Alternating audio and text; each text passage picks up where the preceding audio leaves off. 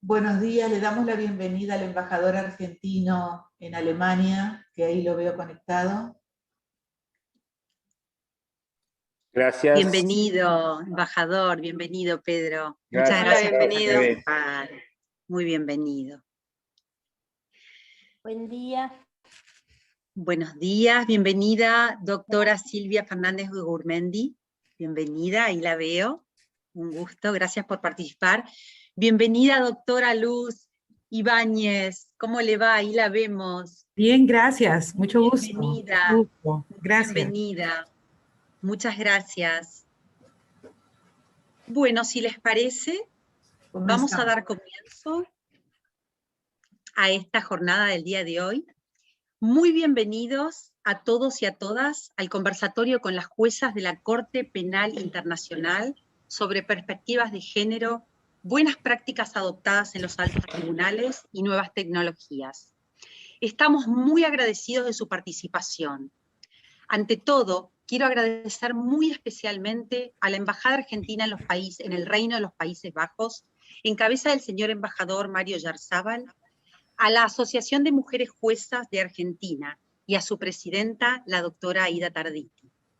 Asimismo, agradecer el enorme interés y las importantes declaraciones de interés jurídico del conversatorio por parte de la Junta Federal de Cortes y Superiores Tribunales de la Argentina, del Consejo de la Magistratura de la Ciudad de Buenos Aires, Legislatura porteña, de la Universidad Nacional de La Plata, Universidad de Lomas de Zamora, Federación Internacional de Mujeres de Carreras Jurídicas, Equipo de Justicia, Género e Inclusión, dependiente de la Comisión Nacional de Justicia y Paz.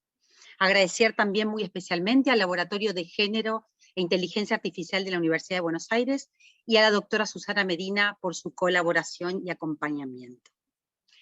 Voy a darle la palabra al señor embajador Mario Yarzábal, y previamente haré una lectura de su currículum. El embajador Mario Yarzábal, como dije anteriormente, es embajador ante la República Argentina en el Reino de los Países Bajos desde el año 2020. Previamente fue el consejero legal de la Cancillería Argentina y previo a ello cumplió funciones ante la Misión Permanente de la República Argentina, ante las Naciones Unidas y en el Consulado General Argentino en Nueva York. Es abogado por la Universidad Nacional de La Plata y posee un máster en Derecho Internacional por la Universidad de Harvard. Entre 2019 y 2020 fue miembro del Comité para la Elección del Fiscal de la Corte Penal Internacional.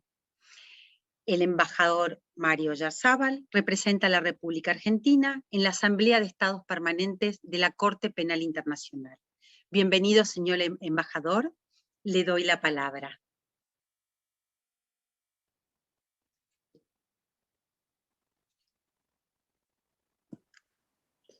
Muchas gracias, Gabriela. Buenas tardes a todas y a todos los participantes.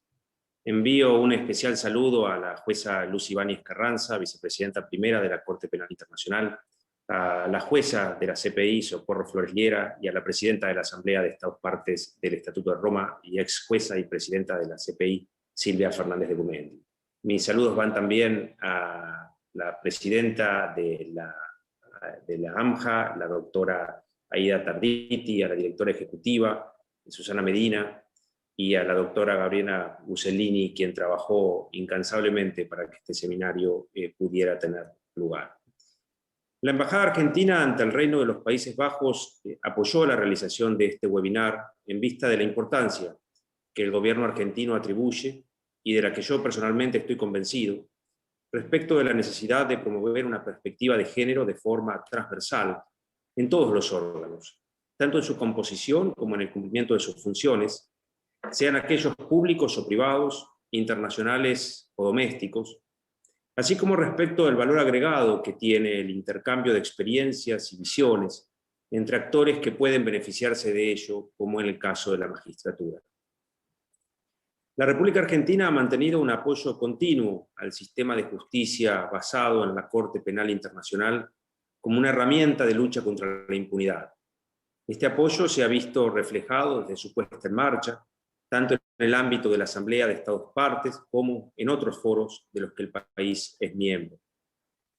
La CPI posee una política activa en materia de género, que se ve reflejada en múltiples aspectos.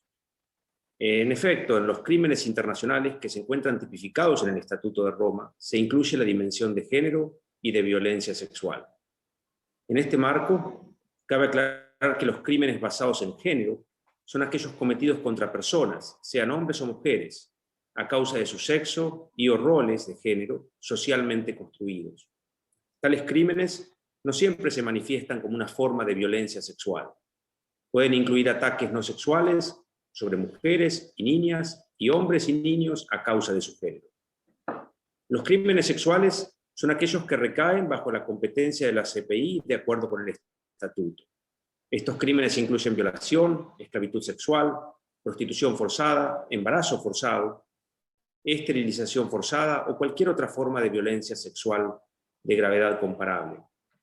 El Estatuto de Roma es el primer tratado internacional en establecer la dimensión de género y violencia sexual relacionada a conflictos como crímenes de lesa humanidad, crímenes de guerra y en algunas instancias genocidio.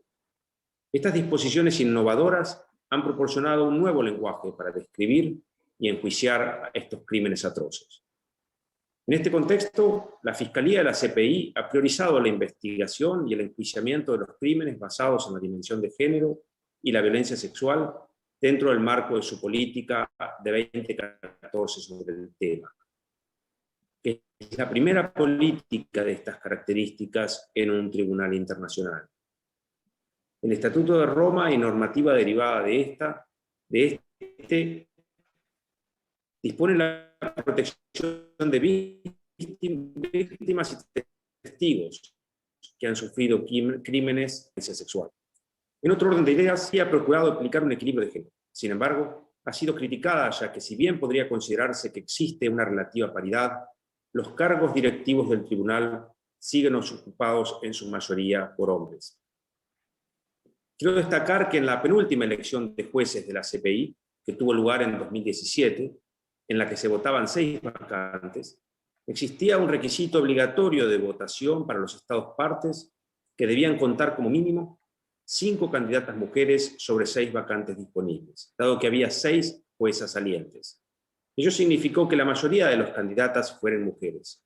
Sin embargo, una vez electas, 5 juezas, tal como se requería para mantener la paridad de género, en la última ronda de votaciones, donde ya no regía la obligatoriedad de votar a una candidata mujer, finalmente resultó electo un candidato masculino, entre los pocos que se habían presentado. El pasado 8 de marzo, la CPI se unió a la comunidad internacional en celebrar el Día Internacional de la Mujer, que es el marco en que fue organizado y tiene lugar este webinar. La CPI hizo propicia la ocasión para anunciar el nombramiento de un punto focal para la igualdad de género de la Corte. Más recientemente, el 30 de abril, los titulares de los 3 órganos de la Corte, el presidente, la fiscal y el secretario, hicieron una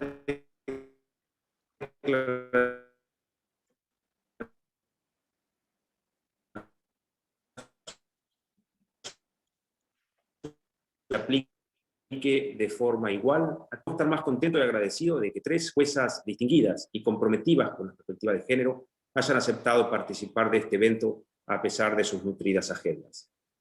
Finalmente, no puedo dejar de destacar la contribución que las autoridades y cada una de las juezas que integra la Asociación de Mujeres Juezas de la República Argentina realizan cada día, desde sus estrados y allende ellos, para hacer que la igualdad de derechos de las mujeres se refleje en acciones concretas y que la perspectiva de género sea debidamente considerada en cada una de la importante función judicial.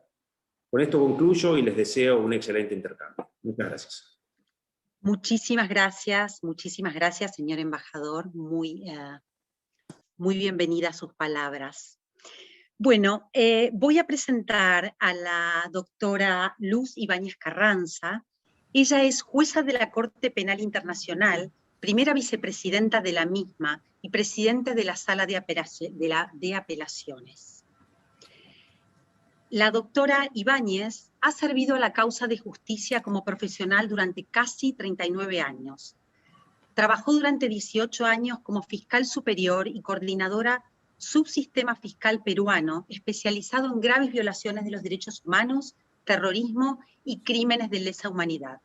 En la Corte Penal Internacional se desempeña en la Sala de Apelaciones y fue recientemente elegida por sus colegas como primera vicepresidenta de la Corte y como presidenta de la Sala de Apelaciones.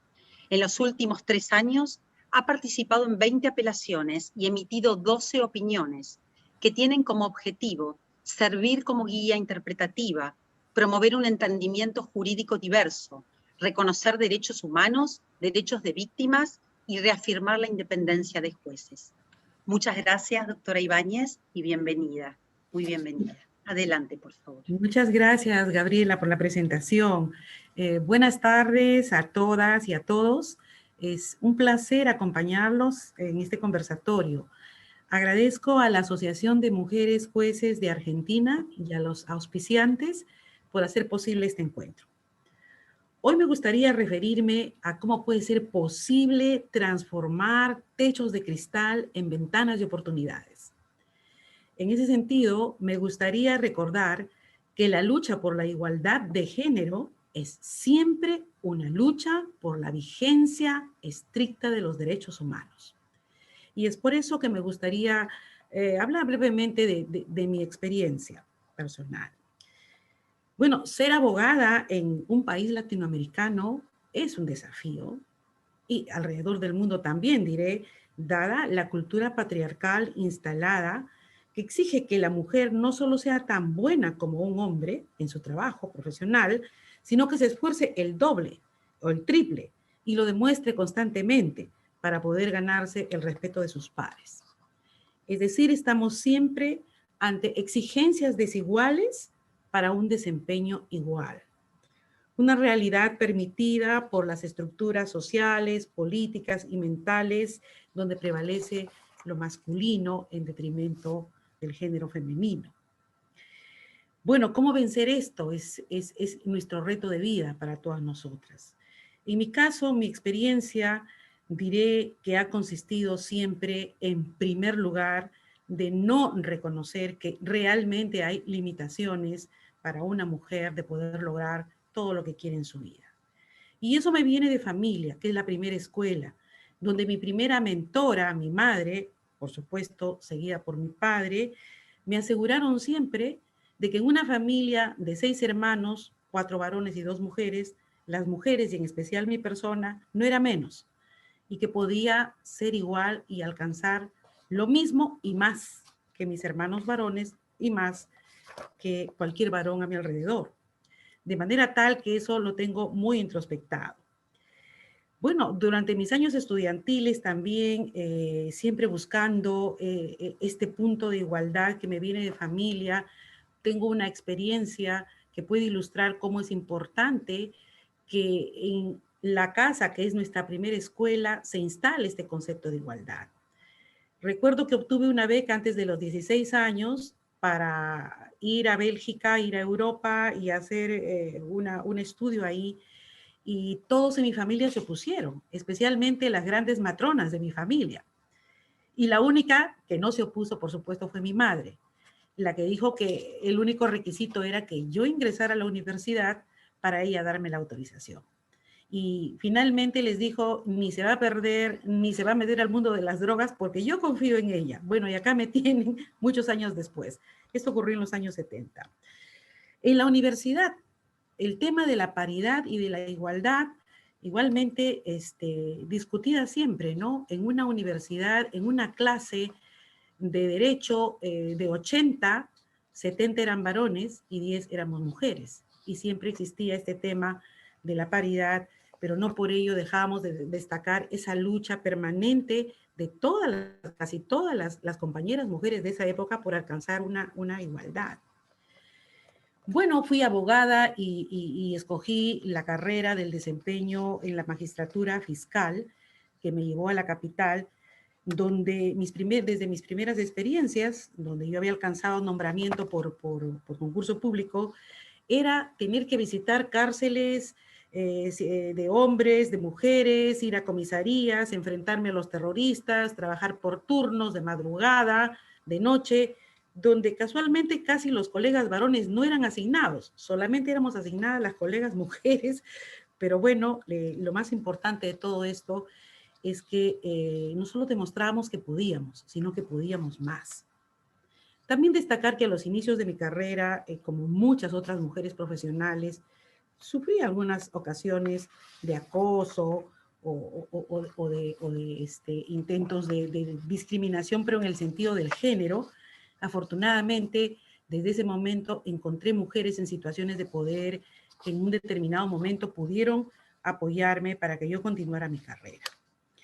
Bueno, el avance cualitativo de mi carrera lo puedo mencionar a partir de que en el año 2000, por mis estudios y mi capacitación internacional en materia de crimen organizado transnacional y mi desempeño ético conocido siempre, me llamó la señora fiscal de la Nación para hacerme cargo en su despacho de las investigaciones de corrupción de altos funcionarios e iniciar procedimientos por corrupción, lavado de activos, enriquecimiento ilícito contra el entonces ya alejado presidente Fujimori y otros altos miembros de su gobierno, ministros, congresistas, etc. Éramos 3 mujeres en cadena de mando en ese momento, la señora fiscal de la Nación, que era una mujer, su adjunta, la señora Gladys Echaíz, y mi persona, que era la fiscal encargada de las investigaciones de manera práctica. Bueno, los retos que tuvimos que enfrentar fueron muchísimos. 3 mujeres contra todo un sistema que se rehusaba a irse y donde la situación de miedo era generalizada, pero éramos 3 mujeres que tratábamos de luchar y salir adelante con estas investigaciones tan difíciles en las cuales tuvimos bastante éxito y que permitieron, gracias a la confianza que se instaló entre nosotras 3 también, permitieron no solamente el avance de mi carrera, sino sacar grandes resultados en el país. Yo muchas veces me pregunto si yo habría tenido de parte de un fiscal de la Nación varón la misma confianza que esta señora tuvo en mí. Una vez terminado ese encargo, que fue de más de 2 años, hice exámenes, me presenté a concursos públicos para el avance de mi carrera. Fui nombrada fiscal superior de terrorismo nacional y contra los delitos contra los derechos humanos y también de crímenes de lesa humanidad. Y paralelamente recibí un gran encargo de ser la coordinadora nacional de todo el subsistema especializado. Cargos ambos difíciles, ambos que tuve que desarrollar simultáneamente y donde te daré un solo ejemplo en materia de terrorismo de lo que esto significó en materia de igualdad o desigualdad de género. El caso más importante de terrorismo en mi país fue aquel que se tuvo que seguir contra el líder y la cúpula dirigencial de la organización terrorista más sangrienta de mi país, Sendero Luminoso, el señor Abimael Guzmán y toda su cúpula. Bueno, en un subsistema donde habíamos 5 fiscales superiores de juicio, los 4 varones se rehusaron a tomar el caso, diciendo que, yo era la más indicada o que tenía más conocimientos o lo que sea, pero que realmente no eran justificaciones del temor que ellos tenían o del deseo de hacer parecer que una mujer no podía hacer este caso.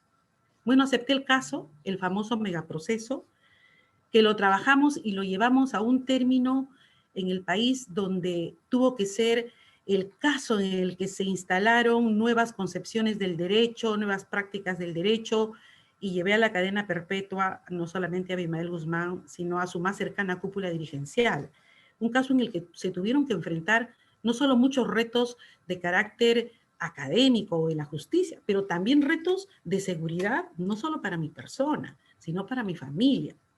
Bueno, mis colegas varones hasta el día de hoy me están dando la ayuda que me ofrecieron darme. Sencillamente los vi desaparecer y realmente pensaron que esto podría aniquilar mi carrera, lo que no ocurrió. Muy por el contrario, aproveché tales retos para convertirlos en oportunidades de mostrar cómo las mujeres sí podemos avanzar en situaciones muy difíciles. El avance de mi carrera más adelante hacia la Suprema fueron momentos donde se presentaron quizá los mayores obstáculos para una mujer profesional en mi país. Entre el año 2011 y 2015 me pude presentar a 3 concursos para alcanzar la Fiscalía Suprema, que es el máximo, la máxima jerarquía en mi país, y en las 3 oportunidades, por motivos diversos y bastante groseros o grotescos, los consejos nacionales de la magistratura instalados en mi país, predominantemente de varones, impidieron que yo ascendiera a esta posición, pero no solamente yo, también otras mujeres que estaban conmigo concursando. La primera vez se anularon el concurso, ya nadie sabe por qué. Éramos 4 mujeres que estábamos en los primeros lugares para ascender, lo anularon. La segunda vez se inventaron que no tenía yo los años suficientes, en fin, acudí al Tribunal Constitucional y donde ya tenía yo una sentencia por salir, los miembros de este consejo acudieron a impedir que saliera la sentencia a fin de que llevaran adelante el concurso y la sentencia no salió, sino después, y dijeron que ya carecía de objeto decir nada. Bueno, se nombraron 2 varones fiscales que han sido destituidos por corruptos hace un año. La tercera vez, en el año 2015, bueno, pues ahí fue más grosero, me calificaron con buena nota, pero no sumaron aritméticamente los puntos y donde yo tenía 18 me ponían 11, después me pusieron 14, nunca me pusieron el 18 y me eliminaron del concurso.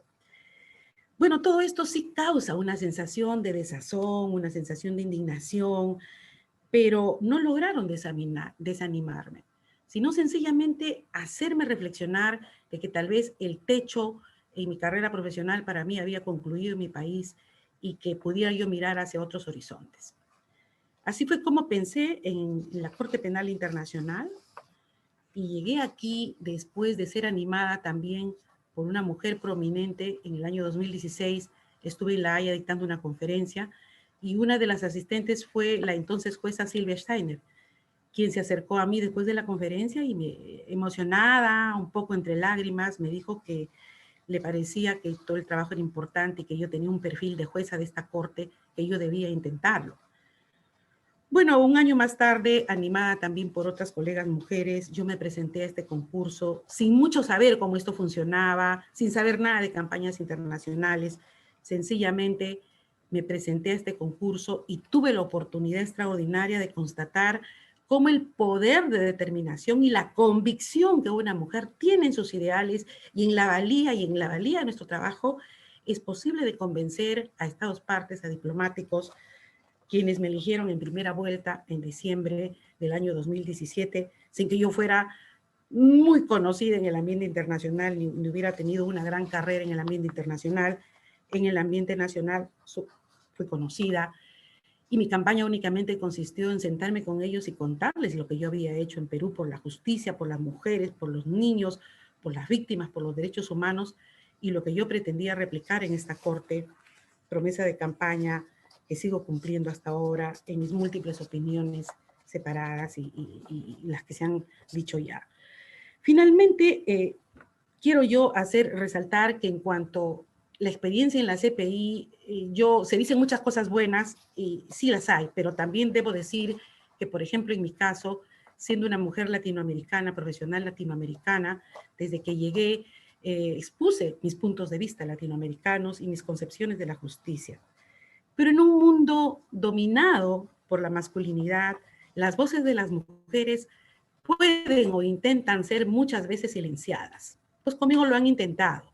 La buena noticia es que no lo han logrado, sino más bien esto ha servido de acicate para poder exponer con más fuerza, con mayor ahínco y con mayor exhaustividad todos mis criterios de justicia.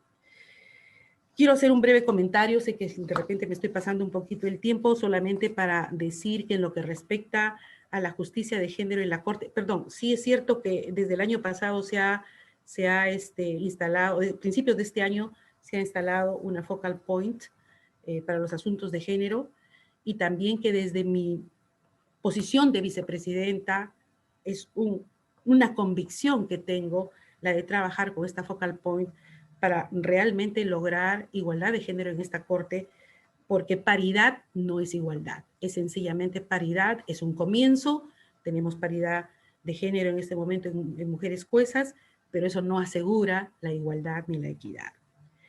Un último comentario en lo que respecta a la justicia de género en la corte, las normas están excelentes, se puede dar lugar a mucho, pero en materia de justicia realmente puedo decirse que está todo por hacerse. En el caso Katanga no se lograron condenas por crímenes sexuales, no se lograron en el caso Bemba, y en el caso en Taganda, últimamente resuelto, solamente se han hecho ligeros comentarios sobre cuestiones de evidencia, sobre todo en materia del tratamiento y la evaluación de los testimonios de las víctimas. No se ha avanzado más. El gran caso está por llegar. Probablemente sea el caso Ongwen. No puedo hacer mayores comentarios porque soy quien preside ese caso. ¿Reflexiones finales? Sí, sí las hay. Como dije, la igualdad de género es una lucha por los derechos humanos y debe ser permanente. Y en materia profesional y del ejercicio de la judicatura, implica acceder y compartir el poder con nuestros colegas varones para definir la dirección de las instituciones de justicia, y es un asunto, por tanto, de empoderamiento. ¿Esto se puede? Sí se puede. Pero sí se puede siempre que no veamos las limitaciones estructurales o mentales como impedimentos, sino como oportunidades. Si no nos callamos y hacemos oír nuestra voz siempre acerca de lo que deseamos, merecemos, opinamos o decidimos, podrán querer silenciarnos, pero no harán desaparecer nuestra voz. Si tomamos acción para obtener lo que merecemos y no nos reducimos únicamente a lamentarnos, si somos resilientes y no nos damos por vencidas, sino que perseveramos, si creemos en nosotros mismas y nos conceptuamos iguales que nuestros colegas varones para todo efecto, si tenemos el coraje de ir por aquello que deseamos y merecemos y de emprender acciones transformativas del mundo, no debemos tener miedo nunca. En palabras de Eduardo Galeano, el machismo es el miedo de los hombres a las mujeres sin miedo. Para concluir, alcanzar igualdad de género implica, pues, actuar sin miedo y de forma proactiva. Implica ser empáticas y solidarias y apoyar a nuestro género. Y finalmente, implica involucrar a los varones en esta acción transformadora del mundo. Individualmente podemos hacer algo, juntas, mucho, pero juntos podemos lograrlo todo. Muchas gracias. Muchísimas gracias, doctora Ibáñez.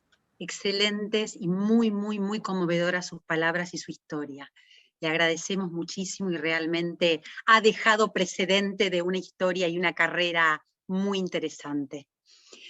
Bueno, vamos a darle la palabra a la doctora Liera, a la doctora Socorro. Voy a leer brevemente su currículum. La doctora Liera es licenciada en Derecho por la Universidad Iberoamericana. Cursó estudios de posgrado con especialidad en Derecho Internacional en la UNAM. Ingresó en el Servicio Exterior Mexicano en 1992 y en el 2012 accedió al cargo de embajadora, al rango de embajadora. Ha ocupado distintos cargos en la Secretaría de Relaciones Exteriores. Fue directora de Derecho Internacional en la Consultoría Jurídica, directora general para temas globales y subsecretaria para América Latina y el Caribe, entre otros. En el exterior, fungió como asesora jurídica en las misiones de México ante Naciones Unidas, en Nueva York y en Viena. Ha participado en la negociación de distintos instrumentos internacionales, incluyendo el Estatuto de Roma en la Corte Penal Internacional. Asimismo, participó como parte del equipo legal que representó a México ante la Corte Internacional de Justicia en el caso Avena y otros nacionales mexicanos. Entre noviembre de 2017 y abril de 2021, fungió como representante permanente de México ante los organismos internacionales con sede en Ginebra. En diciembre del 2020, fue electa jueza de la Corte Penal Internacional, función que asumió el 3 de mayo del 2021. Muy bienvenida, doctora Liera. Adelante, por favor. Muchas gracias y muy buen día a todas y a todos. Reciban un cordial y caluroso saludo. Es para mí un privilegio participar en este conversatorio. Agradezco al embajador Oyarzábal y a la Asociación de Mujeres Jueces de Argentina por su amable invitación, que me permite compartir con muy apreciadas y respetadas colegas un espacio de reflexión sobre la perspectiva de género en el trabajo de los tribunales. Como se acaba de mencionar, apenas el pasado 3 de mayo me incorporé de manera plena al trabajo de la Corte Penal Internacional, institución que tiene como mandato asegurar la rendición de cuentas de aquellas personas que hayan cometido crímenes de trascendencia internacional. Si bien mi trayectoria profesional no ha sido en el ámbito judicial, llevo muchos años impulsando en distintos espacios la equidad de género, la no discriminación y la participación de las mujeres en la toma de decisiones en cualquiera de los ámbitos de la vida en sociedad. Por ello, es un gusto que hoy la Corte Penal Internacional haya alcanzado la paridad de género, aspecto que permitirá sumar esfuerzos para consolidar la perspectiva de género en el trabajo de esta institución. Creo que todos coincidimos en que las sentencias de los tribunales, sean nacionales o internacionales, tienen un impacto transformador, con efectos poderosos en la vida de las personas.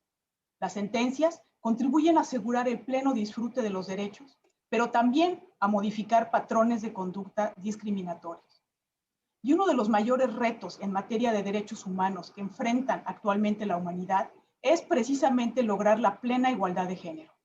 Las mujeres y las niñas todavía enfrentamos con frecuencia formas múltiples e interseccionales de discriminación y desafortunadamente esto no ha mejorado en el contexto global.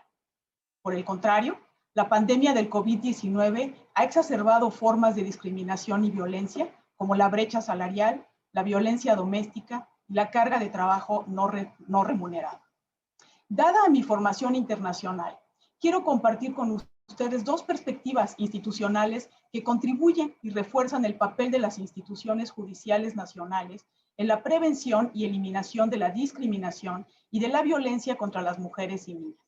Me refiero al Sistema Internacional de Derechos Humanos y a las sentencias de la Corte Penal Internacional. Estoy segura que las y los jueces recurren cada vez con mayor frecuencia a las decisiones de estas instancias al deliberar y decidir sobre los casos que son llevados a su atención. Y dentro del sistema internacional, quiero dedicar algunas palabras al trabajo del Consejo de Derechos Humanos de las Naciones Unidas con sede en Ginebra, en el que participé durante los últimos años. El Consejo es el principal órgano intergubernamental de las Naciones Unidas dedicado a la deliberación y toma de decisiones en materia de derechos humanos. Contribuye al desarrollo del derecho internacional a través de la negociación de instrumentos jurídicamente vinculantes, pero sobre todo también a través del desarrollo de estándares y la consolidación de normas internacionales a través de resoluciones que adopta de manera periódica y que establecen normas de conducta que ayudan a reforzar la vigencia de los derechos humanos. En materia de igualdad de género, el Consejo ha sido un órgano activo para promover la no discriminación y la erradicación de la violencia contra las mujeres y las niñas. Sus resoluciones aclaran y profundizan obligaciones contenidas en tratados, principalmente la Convención para la Eliminación de todas las formas de discriminación contra la mujer. México, Argentina, Uruguay, Canadá, Holanda, Fiji, entre otros países, son de los principales promotores de la agenda de género. Presentan resoluciones en el Consejo que promueven la eliminación de la discriminación y la violencia contra mujeres y niñas en todos los contextos, incluyendo el espacio político, judicial, económico, laboral, educativo e incluso al interior de las familias. Estoy segura que un análisis de las resoluciones adoptadas resulta de enorme riqueza para las sentencias de los poderes judiciales en todo el mundo. Estos esfuerzos, sin embargo, no están exentos de resistencias en el escenario internacional y también en el nacional, como ya lo ha mencionado recientemente la jueza Ibáñez. Por ejemplo, a nivel internacional, basados en argumentos de soberanía o de relativismo cultural, se señala que los esfuerzos en favor de la igualdad de género deberían ser respetuosos de las tradiciones y contextos culturales y religiosos de cada país. Pero cuando analizamos con detenimiento estos argumentos, nos damos cuenta que provienen de visiones patriarcales y entornos en los que no existe una verdadera participación de mujeres en la toma de decisiones. Por ello, hacer frente a estos intentos de erosionar la igualdad resulta indispensable. Todos sabemos y nadie puede negar que existen barreras políticas, económicas, culturales o religiosas que limitan los derechos de mujeres y niñas y que es necesario ir abriendo camino para cerrar estas brechas. Todos los estados han expresado su compromiso político con la igualdad y muchas veces emiten legislación para hacerla realidad. Sin embargo, en la práctica, muchas leyes son generales, no se aplican o enfrentan barreras de distinta naturaleza para lograr la plena realización de derechos de mujeres y niñas. Es en estos casos que los poderes judiciales, con la fuerza de sus sentencias, pueden reducir los espacios de discriminación y transformar la vida de las personas. Existe una serie de órganos especializados que impulsan la igualdad y la eliminación de la violencia contra las mujeres, entre los que se encuentran el Comité para la Eliminación de la Discriminación contra la Mujer de las Naciones Unidas y el Grupo de Trabajo sobre Discriminación contra la Mujer, que analizan formas prácticas en que se manifiesta esta desigualdad y formulan recomendaciones para eliminarla. El comité, por ejemplo, ha emitido 38 recomendaciones. Algunas de ellas abordan de manera específica el acceso de las mujeres a la justicia, como es el caso de la recomendación 33, y la violencia en razón de género, como es el caso de la recomendación 35. En lo relativo al acceso a la justicia, el comité señala, dentro de los componentes esenciales para asegurar el acceso a la justicia, la participación de las mujeres, la sensibilidad a las cuestiones de género y la atención a las crecientes demandas de justicia que plantean las mujeres, entre otros. Hay una enorme riqueza en el trabajo de todos estos órganos, cuyas recomendaciones son precedidas de procesos amplios de consulta y que les invito a consultar y a considerar en sus trabajos. Haré solamente algunas referencias al trabajo de la Corte Penal Internacional, que es una institución joven creada en 1998 y en funciones desde 2002, tras la entrada en vigor del Estatuto de Roma. La Corte está alcanzando apenas la mayoría de edad, pero su función es de gran importancia en la erradicación de la impunidad y para brindar justicia y remedio a las víctimas cuando todas las instancias internacionales han fallado. Al ejercer su función, la Corte debe tener en cuenta la perspectiva de género. Si bien la definición que utiliza el Estatuto es bastante conservadora, producto de las distintas visiones imperantes en la esfera internacional, creo que se ha avanzado un poco en lo que es la implementación de una perspectiva de género. Creo que la jueza Ibáñez también se ha referido al trabajo de la Corte y yo no voy a abundar mucho. Pero sí quiero destacar que la perspectiva de género es un lente que debe aplicarse en todo momento, durante la conducción de las investigaciones, el desahogo de los procedimientos, las deliberaciones, las decisiones, la ejecución de los fallos, y que también debe aplicarse en el funcionamiento diario de la institución. Y por eso, la designación reciente de un punto focal de género es un paso adecuado hacia esa dirección. En la Corte está prohibida la discriminación en razón de género y existe una serie de disposiciones que están encaminadas a asegurar que se cuente en las distintas áreas con expertos en violencia por razones de género, que se respeten en todo momento los intereses y circunstancias de las víctimas, que se vele por la protección, seguridad y bienestar físico y mental de las víctimas y testigos, teniendo en cuenta todos los factores, incluyendo el género, que se cuente con medidas que faciliten la participación de víctimas y testigos en los procedimientos, teniendo en cuenta consideraciones de género, y que no se recurra a procedimientos de investigación o interrogatorio que puedan conducir a traumatización o revictimización en casos de violencia de género. Estas medidas, aunadas a la representación de mujeres en la judicatura, son fundamentales para asegurar visiones con perspectiva de género. Desafortunadamente, y esto es una realidad lacerante, los delitos de la competencia de la Corte se cometen en entornos de violencia en los que las mujeres y las niñas se encuentran en una situación de vulnerabilidad enorme y muchas veces son las víctimas principales.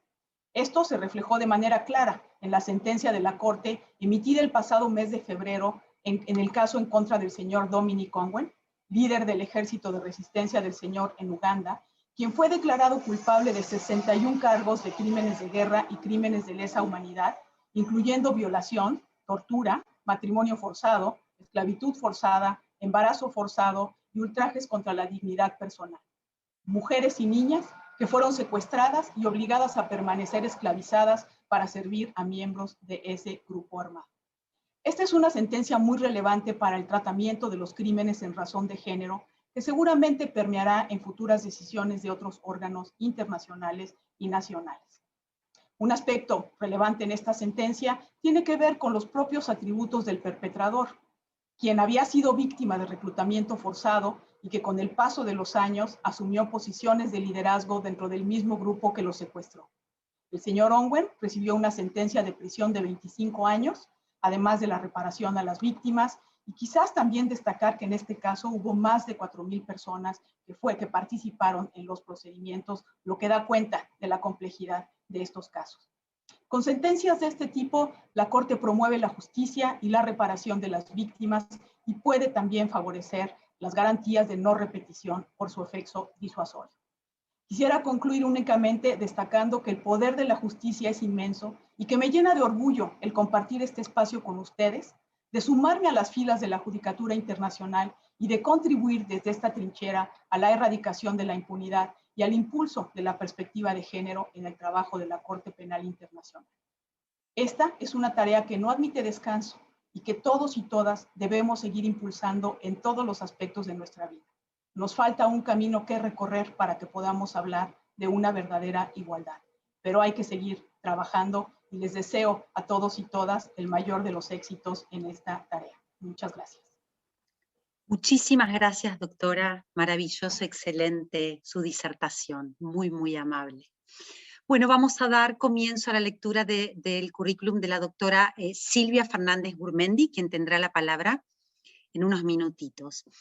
La doctora Gurmendi es ex jueza y presidenta de la Corte Penal Internacional del 2010 al 2018, diplomática de carrera de la Argentina y jurista especializada en Derecho Internacional y Derecho Penal Internacional. Actualmente es presidenta de la Asamblea de Estados Partes de la Corte Penal Internacional. Es presidenta de la Alianza Global para la Prevención de Crímenes Atroces y representante especial de la Argentina ante la Alianza Internacional para el Recuerdo y la Enseñanza del Holocausto.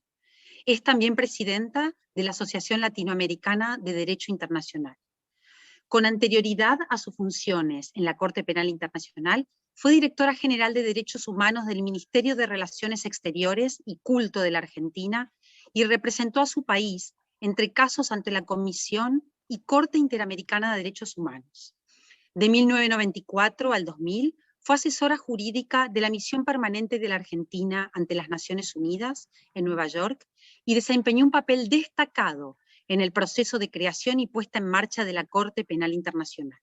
Enseñó Derecho Internacional y Penal Internacional en las Facultades de Derecho de las Universidades de Buenos Aires y Palermo, Argentina, de la Academia de Derechos Humanos y Derecho Internacional Humanitario de Washington College of Law, American University.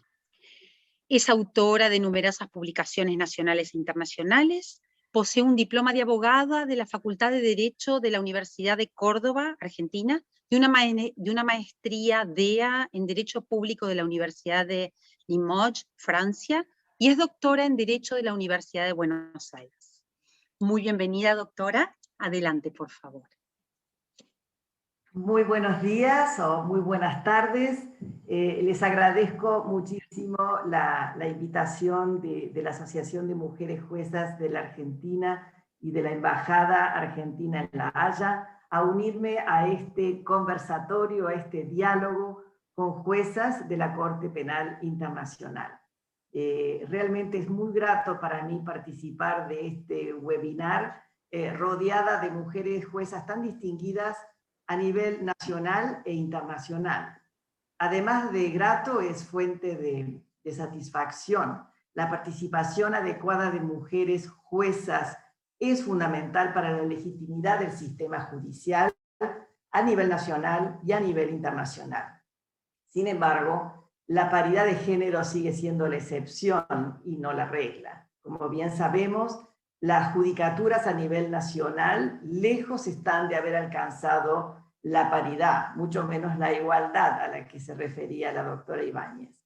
Y sobre todo en las más altas instancias. Para algunos ejemplos, basta echar una mirada a la composición de las Cortes Supremas del mundo. Como veremos, también la paridad es un bien escaso a nivel internacional.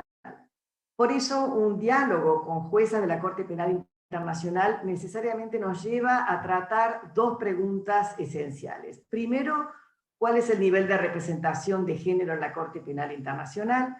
Y segundo, ¿por qué es necesaria esta paridad para juzgar crímenes internacionales?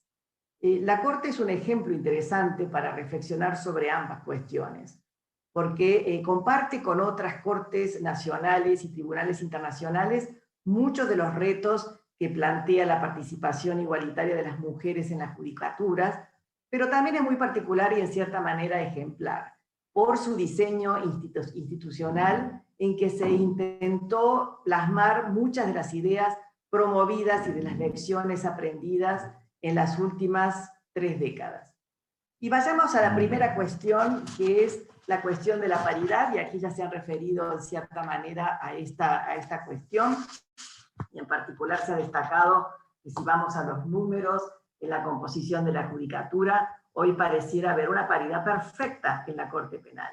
Hay 18 jueces, son 18 jueces los jueces de la Corte, y hoy hay 9 mujeres. Y me dio gran satisfacción señalar esto al tomar juramento en mi calidad de presidenta de la Asamblea de Estados Partes, cuando le tomé juramento a las 9 jueces electos, entre los cuales 5 mujeres y entre las cuales mi querida amiga Socorro Flores.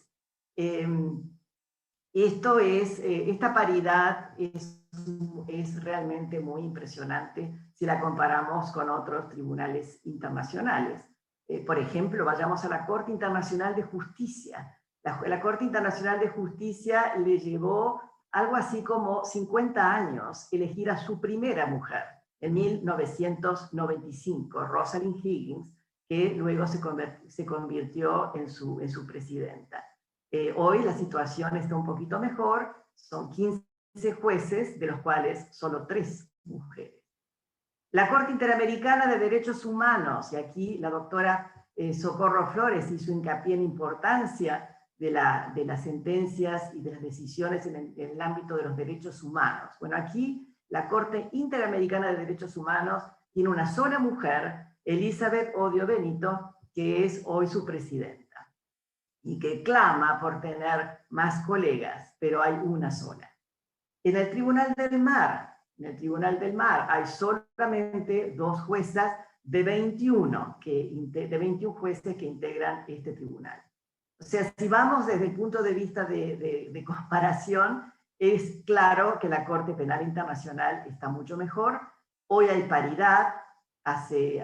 Yo tuve el grandísimo honor de ser la primera presidenta mujer de la Corte, junto a 2 vicepresidentas también mujeres, y hoy veo con gran satisfacción que tenemos a la primera vicepresidenta, la doctora, la jueza Luz Ibáñez. Eso es todo muy bueno. Digamos que es casi una foto perfecta, pero no es una película, es solo una foto. Como sabemos, cada 6 años se renueva 1/3 y no podemos dar por sentada una paridad que es más que oscilante en la vida de la Corte. El embajador tuvo la oportunidad de recordarnos cómo es el proceso de selección. En la elección conforme al tratado, al Estatuto de Roma, se deben tener en cuenta la necesidad de representar a los principales sistemas jurídicos del mundo y de asegurar una representación geográfica equitativa y, lo más importante, también señala el tratado, una representación equitativa de hombres y mujeres. Los estados nominan los candidatos y la selección se hace en la Asamblea de Estados Partes. Hay condiciones mínimas de votación a las que hizo referencia el embajador Oyarzábal, pero se trata de condiciones mínimas de votación para asegurar una representación equitativa, no necesariamente paridad. Y ya vimos, y él lo destacó, que apenas desaparecen las condiciones mínimas obligatorias, los estados se apresuran a votar un juez varón. Esto exige, por lo tanto, una vigilancia constante y una campaña proactiva de la sociedad para incentivar a los países a nominar mujeres. Y debo decir, y esto lo he destacado también cuando estaba en la Corte como presidenta, y yo integré algunas de estas campañas para promover nominación de mujeres, Por supuesto, hay que incentivar la nominación de candidatas mujeres para lograr seleccionarlas, pero aquí no es solamente un tema de buena voluntad.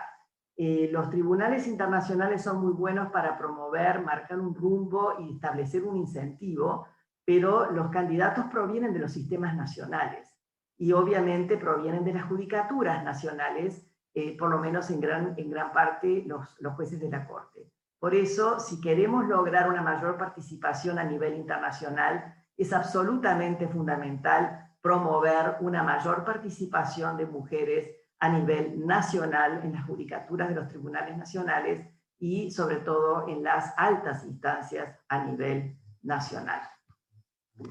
Esto entonces en términos cualitativos, y aquí también se ha señalado que sin perjuicio de esta preciosa paridad que se ha logrado en la última foto, obviamente mucho hay por hacer dentro de la Corte, incluyendo para tener una mayor participación de mujeres en el personal de la Corte y en el personal que ayuda, el personal legal. Y aquí vemos cómo en términos numéricos hay bastante paridad en términos numéricos, pero que esto no se refleja en los más altos cargos, en los cargos directivos, que siguen siendo mayoritariamente hombres. Es muy importante este punto focal que se ha creado, al cual se ha hecho referencia aquí, también para promover políticas de género dentro de la Corte. Pero vayamos a la segunda pregunta. ¿Por qué es importante la paridad? ¿Por qué es importante? Es importante, como les decía, en todas las judicaturas. La diversidad en la judicatura o su ausencia constituyen elementos importantes para la legitimidad en todos los niveles. Y a nivel internacional es fundamental. Absolutamente es vital en los tribunales penales y en los tribunales de derechos humanos en particular, dada la naturaleza específica de estos tribunales y los valores y objetivos que deben promover. Recordemos aquí que la Corte se creó en los años 90, al finalizar la Guerra Fría, en los que en los años 90 había corrientes transformadoras muy poderosas que se liberaron con el final de la Guerra Fría, que generaron iniciativas y reformas sin precedentes. Por suerte, el Estatuto de Roma, que también se negocia en esos años, refleja muchas de las lecciones aprendidas y el desarrollo de nuevas tendencias que lograron ponerse en marcha en esos años. Recordemos algunos hitos solamente, algunos hitos de esos años que les resultarán muy familiares a muchos de ustedes aquí. En 1993 se celebró una importantísima conferencia mundial de derechos humanos en Viena. La conferencia dio pasos históricos para promover y proteger los derechos de las mujeres, apoyando, entre otras cuestiones, la creación de un nuevo mecanismo, el de relator especial sobre la violencia contra la mujer, que fue nombrado por primera vez en 1994. 2 años después, en 1995, la cuarta Conferencia Mundial sobre la Mujer, celebrada en Beijing, que marcó también un importantísimo punto de inflexión para la Agenda Mundial de Igualdad de Género. En paralelo con estas iniciativas, en el ámbito de la justicia penal propiamente dicha, el Consejo de Seguridad de las Naciones Unidas creó 2 tribunales penales internacionales para la ex Yugoslavia y Ruanda en 1993 y 1994 respectivamente. Y las negociaciones de la Corte Penal Internacional se inician en paralelo exactamente en esos años, 1994, y se establece un comité especial que comienza las negociaciones de lo que hoy es el Estatuto de Roma al año siguiente, en 1995. O sea que la Corte Penal se crea al compás de estos eventos y de los avances jurisprudenciales de los tribunales especiales para la ex Yugoslavia y Ruanda, que hacen tomar conciencia sobre la violencia sexual como crimen grave, equivalente a la tortura, y eso lo dice por primera vez la jurisprudencia de los tribunales especiales. Se trata de un crimen grave, equivalente a la tortura, y no meramente y no es meramente un ataque contra la dignidad, el honor o el decoro, como se lo consideraba hasta entonces. Se reconoce a partir de estos tribunales la verdadera realidad en el terreno, que la violencia sexual es utilizada como arma de guerra y no es simplemente un abuso colateral o un exceso inevitable de contextos de violencia. Gracias a la presión de mujeres desde organizaciones no gubernamentales y al apoyo logrado en buen número de delegaciones, se incorporan al Estatuto de Roma y a las reglas de procedimiento y prueba disposiciones muy importantes para promover una perspectiva de género en 3 dimensiones principales. Primero, disposiciones de derecho penal sustantivo y procesal para prevenir y sancionar la violencia de género. Se crearon nuevas figuras penales para definir y prevenir y reprimir actos de violencia contra las mujeres como crímenes de guerra o lesa humanidad. Y aquí también la doctora Socorro Flores ha hecho referencia a esto, que además de la violación se incluyen figuras nuevas en el estatuto, como la esclavitud sexual, la prostitución, el embarazo y esterilización forzados, así como otras formas de violencia sexual de gravedad comparable, tanto como crímenes de guerra como crímenes de lesa humanidad. Se adoptan además reglas de procedimiento para proteger a víctimas y testigos de violencia sexual y para establecer límites y condiciones a las formas de probar estas figuras. En segundo lugar, además de estas disposiciones de derecho penal sustantivo, se establecen dentro del Tratado del Estatuto de Roma obligaciones institucionales para asegurar una adecuada comprensión y tratamiento de la violencia sexual. Entre otras, se establece la obligación de crear una unidad de víctimas y testigos en la Secretaría de la Corte que incluya personal con especialidad en trauma relacionado con crímenes de violencia sexual. Y tercero, las obligaciones relacionadas a la composición misma de la Corte y específicamente a la elección de los 18 magistrados de la Corte a los que ya hice referencia. ¿Cuál es el impacto en el funcionamiento de la Corte? Esta obligación tridimensional de tener en cuenta la perspectiva de género ha tenido un impacto cierto y considerable en el funcionamiento práctico de la Corte Penal Internacional. Ya he hablado del impacto considerable que ha tenido el estatuto y su reglamentación en la composición de la judicatura. Pero las normas sustantivas e institucionales también han tenido un impacto considerable para la represión penal de los crímenes de violencia de género, y también ha tenido un impacto, pero también ha demostrado las dificultades importantes que subsisten para lograr una represión eficaz y sostenida en la Corte Penal Internacional.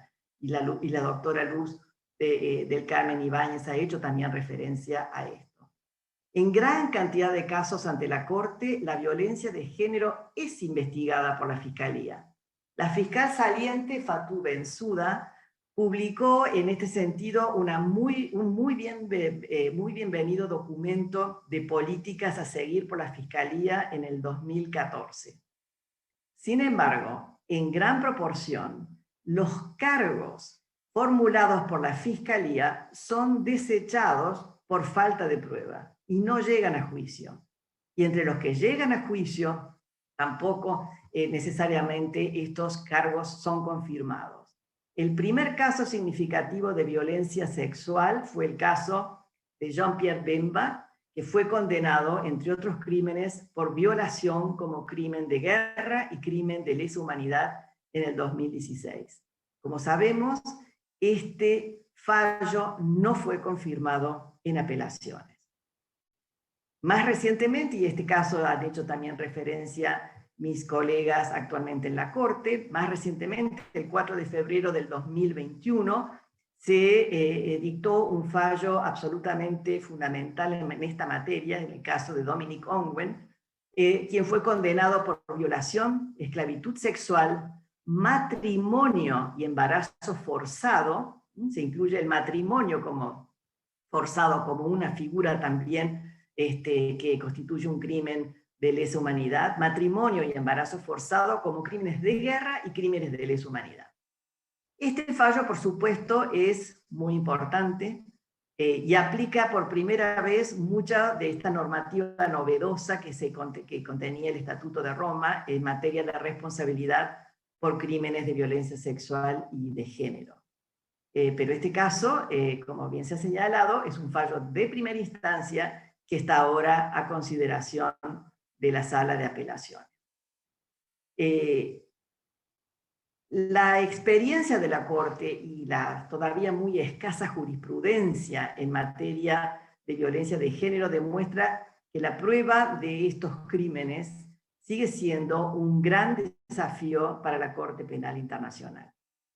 Debo decir que este caso Ongwen, que el fallo se dicta casi 20 años después de la puesta de operaciones de la Corte, no significa que haya un despertar tardío en esta materia. Debemos recordar, en realidad, que Ongwen, el caso contra Ongwen, es uno de los primeros casos de la Corte Penal Internacional. La orden de arresto se dictó apenas puesta en funcionamiento la Corte Penal Internacional. Pero llevó más de 10 años lograr detener a Dominic Ongwen y transferirlo a La Haya, lo cual también es un ejemplo de otro tipo de grandes desafíos que implica la investigación de crímenes de guerra y de lesa humanidad en la Corte Penal Internacional, que depende absolutamente de la cooperación internacional.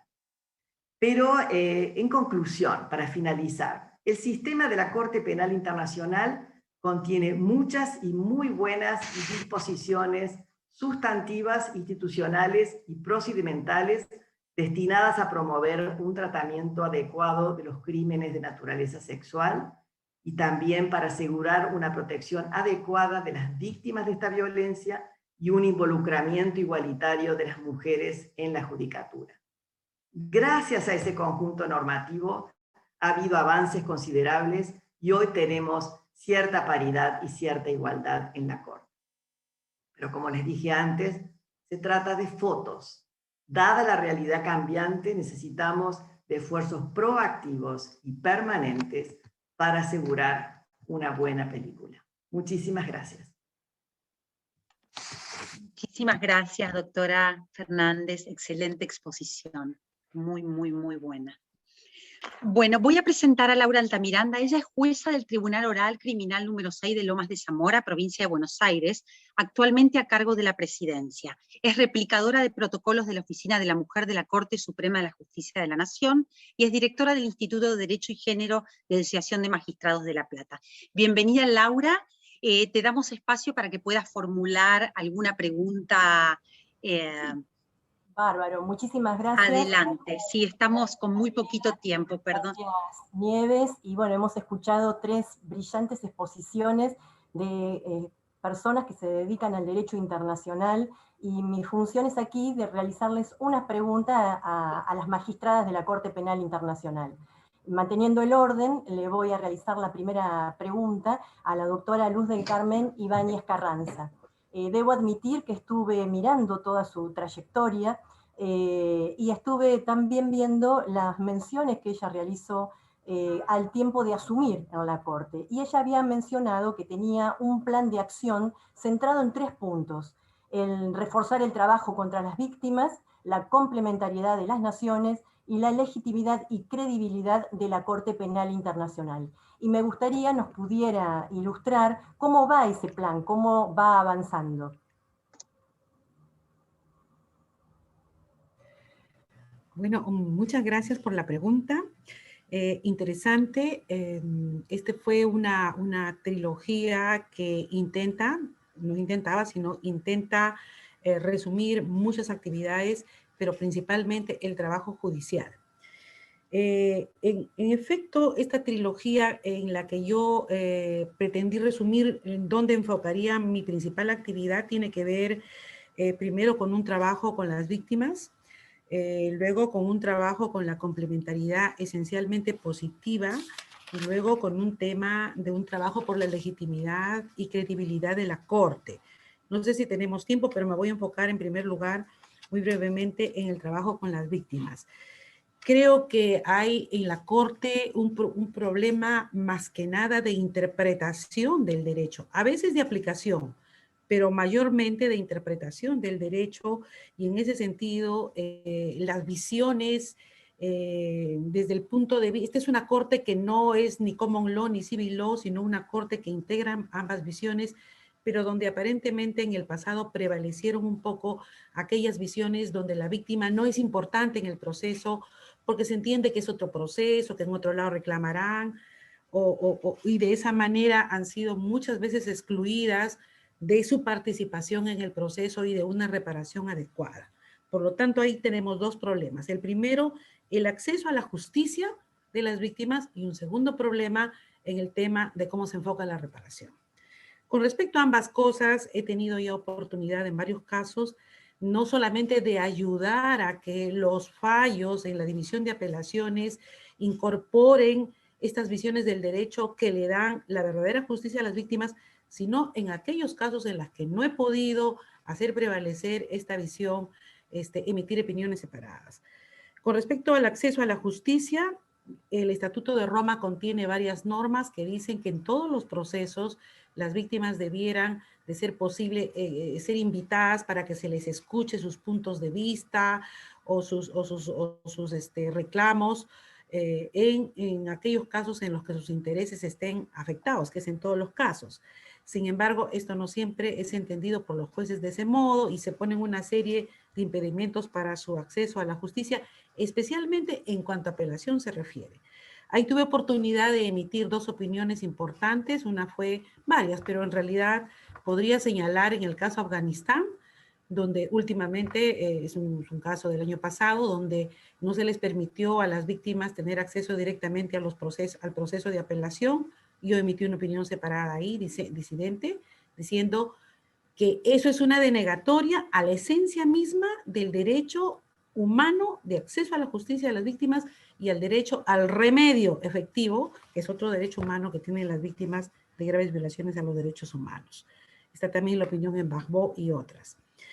En cuanto a las reparaciones, hubo oportunidad en el caso de Lubanga Reparations, en el caso de Lubanga, fallaba hace ya un poco, casi 2 años, donde fue posible trabajar con los colegas jueces para mejorar el enfoque de las reparaciones a las víctimas, y en una opinión separada me extendí en esta visión que tenemos desde esta poderosa interpretación latinoamericana, que no es solo mía, es una interpretación latinoamericana muy centrada y muy aquilatada en la Corte Interamericana, sobre que la reparación no es acerca de dinero, sino es acerca de restitución de dignidad, y es así como se tiene que enfocar. Es una reparación que debe ser íntegra con sus 5 componentes, ¿no? La restitución, la compensación, la rehabilitación, la satisfacción y las garantías de no repetición. Eso es una opinión muy grande, tiene más de 200 hojas, ha sido emitida con el objeto de servir de guía para posteriores procesos en la Corte, y creo que se está logrando ese objetivo actualmente. Hay otras tantas en materia de reparación. Creo que el trabajo en esta Corte no es fácil. Lidiar con las visiones de jueces que vienen de muchas partes del mundo, con esos entendimientos de justicia que vienen de muchas partes del mundo, no es fácil, pero ahí estamos en ese trabajo, que es un trabajo diario, es un trabajo interesante, importante, y creo que en la medida de todo lo que me es posible estoy sacando adelante. Me quedo ahí. En materia de complementariedad, que tiene que ver muchas veces, positiva, que tiene que ver también con el trabajo de la credibilidad y legitimidad para la Corte.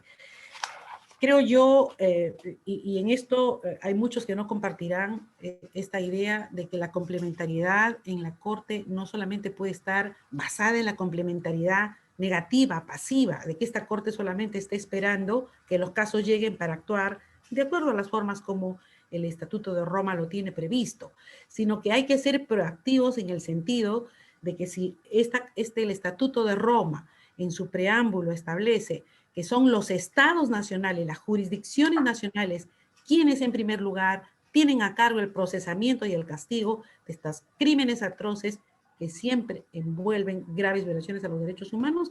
Entonces, es necesario que esta Corte potencie esa actividad y lo puede hacer muy fácilmente y sin que le cueste mucho dinero a esta Corte, porque en realidad no es un asunto de plata, es un asunto de organización.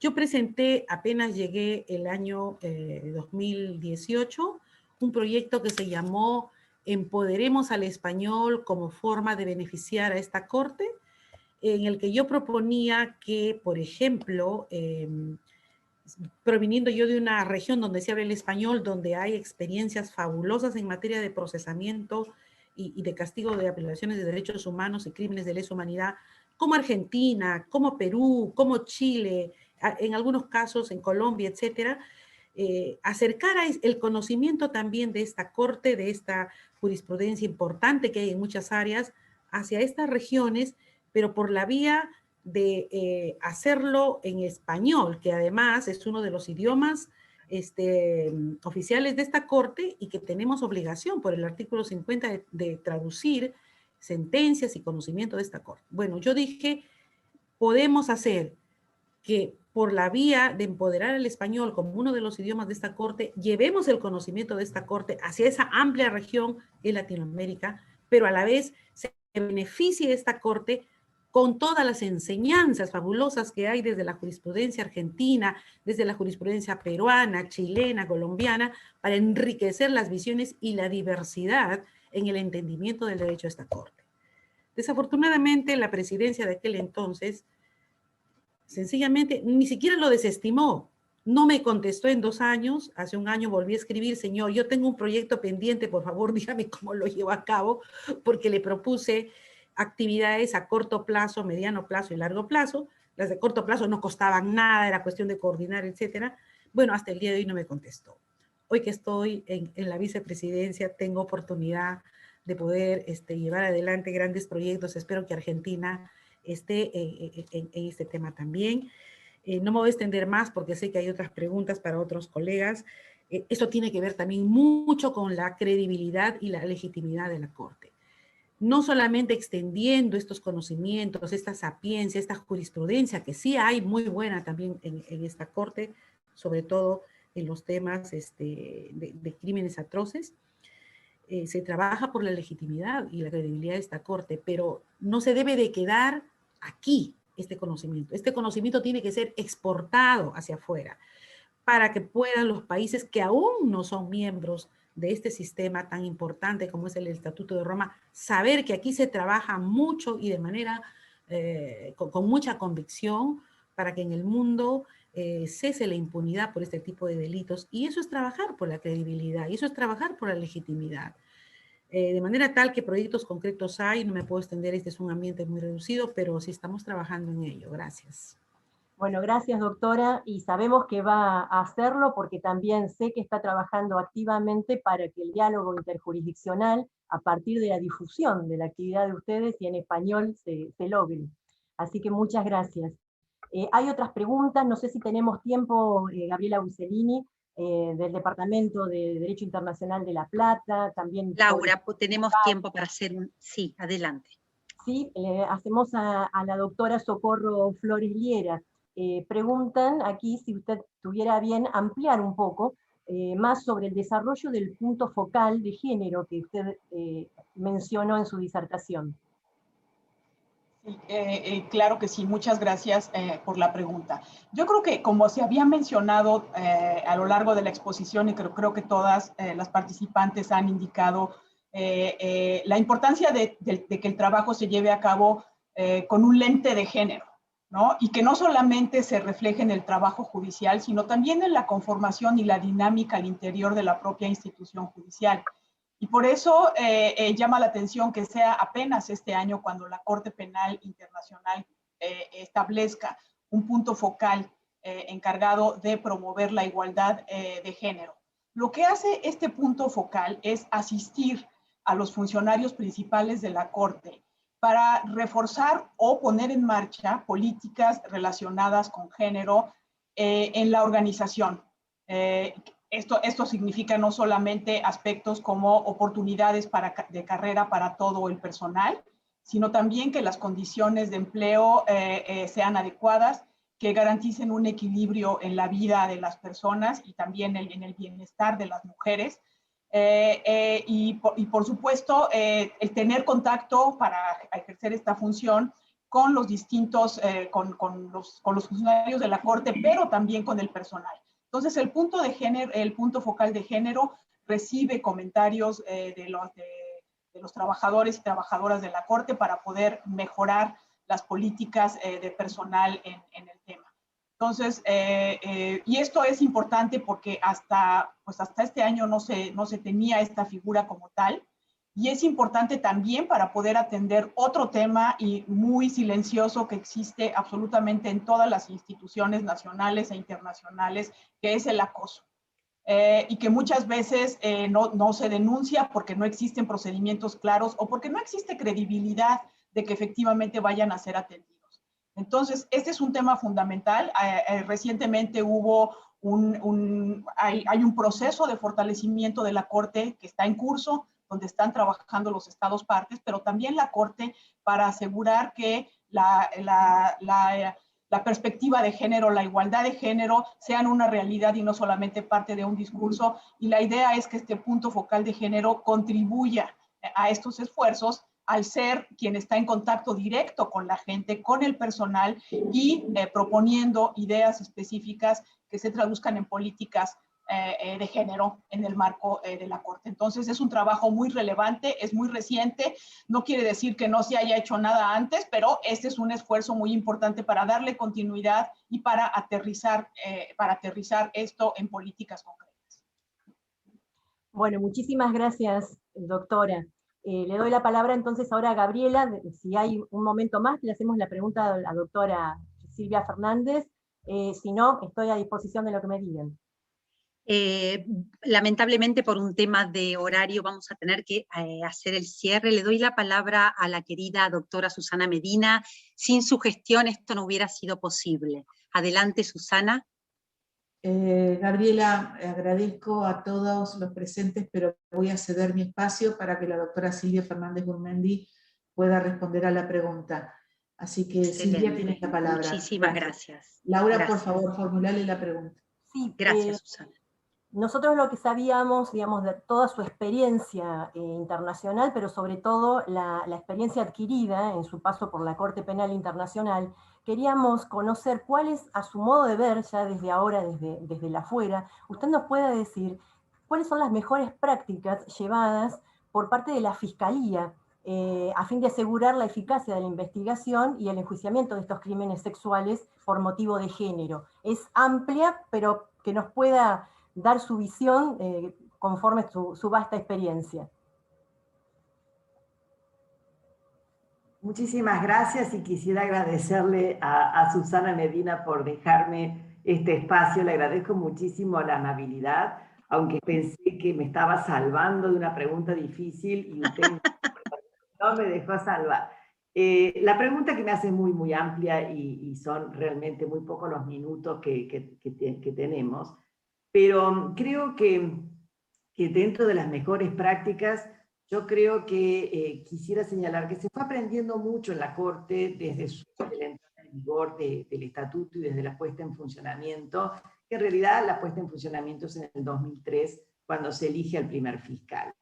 Creo que desde el comienzo hubo un gran esfuerzo por reflejar esta perspectiva de género. El caso Ongwen, que acabamos de señalar, que es el último fallo que se ha dictado, es sin embargo uno de los primeros casos de la Corte. O sea que desde el comienzo se puso esto en práctica. Yo creo que fue muy importante para sistematizar los esfuerzos este documento de políticas que emitió la fiscal Fatou Bensouda en el 2014, donde señala cómo lo va a hacer y donde se muestra un esfuerzo realmente de sistematizar todos estos esfuerzos, incluyendo también con asesores en materia de género.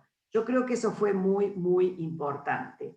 Pero obviamente que no basta con esto para afrontar todas las dificultades en materia probatoria, Acá hubo la exposición de la doctora Nieves muy interesante sobre el uso de nuevas tecnologías y de inteligencia artificial. Debo decir que también en la Corte Penal Internacional se está haciendo mucho para promover estas nuevas formas, incluso nuevas formas probatorias a través de las nuevas tecnologías, que también puede facilitar muchísimo el trabajo en materia sexual, en materia de violencia sexual. Pero creo que si debo sintetizar en una palabra, creo que mejor práctica ha sido este esfuerzo muy grande de sistematizar esfuerzos un poco aislados en una práctica sistemática de vigilancia permanente a la violencia y a los crímenes de violencia sexual.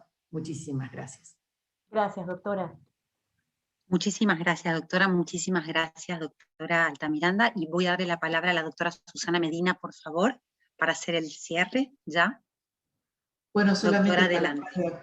Gracias, Gabriela. Solamente palabras de agradecimiento, en primer lugar al señor embajador, don Mario Villarzábal, porque siempre nos ha escuchado, siempre ha acompañado este transitar de la Asociación de Mujeres Jueces de Argentina desde hace muchos años. Así que en cualquier momento lo vamos a invitar para que sea nuestro socio honorario. En nuestro agradecimiento también al señor embajador de Argentina en Alemania, que lo vi por ahí, también gracias por estar presente. Por supuesto, gracias a las excelentes disertantes que hemos tenido, Silvia Fernández Gurmendi, no las veo acá Socorro Flores Liera, a la señora vicepresidenta de la Corte Penal Internacional, a la doctora Nieves Machiavelli y por supuesto a la coordinadora doctora María Laura Altamiranda y desde luego a nuestra colaboradora doctora Gabriela Busellini. A todas y a todos los que participaron, que han sido más de 120, contabilicé en algún momento 133 participantes que nos han acompañado en esta actividad, así que muchas gracias, cuídense todos, un fraternal abrazo y gracias a todas las provincias argentinas, incluso a quienes han participado de otros países vecinos, un fraternal abrazo. Hasta siempre.